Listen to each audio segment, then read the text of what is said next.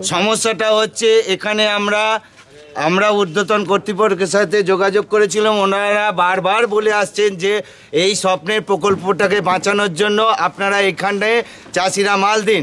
আমরা কিন্তু অরিজিনাল অন্যান্য জায়গা গেলেও কিন্তু চাষের দামের মাল বেশি পেতে পারি, কিন্তু ওনার কথা বা মুখ্যমন্ত্রীর কথাকে গুরুত্ব দেওয়ার জন্য বা এই জায়গাটাকে বজায় রাখার জন্য বা আগামী দিনে এই জায়গাটাকে আরও বৃহত্তর জায়গায় নিয়ে যাওয়ার জন্য আমরা কিন্তু প্রকৃত চাষিরা যারা সারা বছর ধরে মাল দিয়ে আসছে কিন্তু উনি যে ফেসিলিটিগুলো আজ এখানে দেওয়ার চিন্তাভাবনা করেছেন সেই ফেসিলিটিগুলো কিন্তু প্রকৃত চাষি পাচ্ছে না।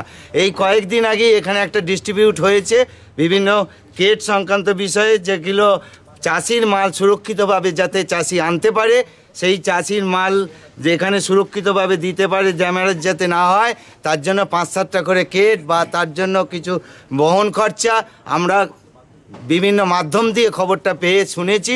অলরেডি এইগুলো টোকন কিন্তু বিলি হয়ে গেছে। আমাদের বক্তব্য আপনাদের মাধ্যমে যেন সিএম দপ্তরে যায় যে প্রকৃত চাষি এর যেন উপকার পায়। মানে আপনারা প্রতিদিন মাল দিচ্ছেন, আমরা পাচ্ছি না। আর আরেকটা বক্তব্য, যে চাষি আজ এসেছে তাদের কোডগুলো ভেরিফাই করে দেখা হোক তারা কন্টিনিউয়াস দিচ্ছে কিনা। এই কিট দেওয়া নিয়ে দুর্নীতি বলতে কি, যারা আজ কিট নিয়েছে তারা একটা শাক পাতা পর্যন্ত আনে না, আমাদের কাছে খবর আছে। আপনার নামটা বলুন। আমার নাম শ্যামল মণ্ডল, 711 কোড।